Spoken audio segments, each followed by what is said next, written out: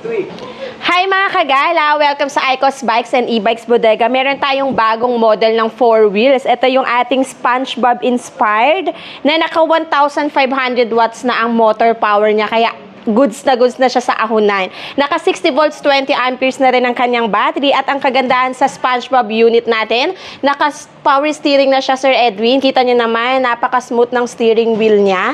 Meron na rin siyang kasamang top luggage rack, crown light, meron na siyang mini fan, at syempre meron na rin siyang dash cam. Kaya ano pang hinihintay nyo? Sugod na kayo dito sa may Icos Bikes and E-Bikes Bodega. Napakamura lang nito dito sa ating bodega.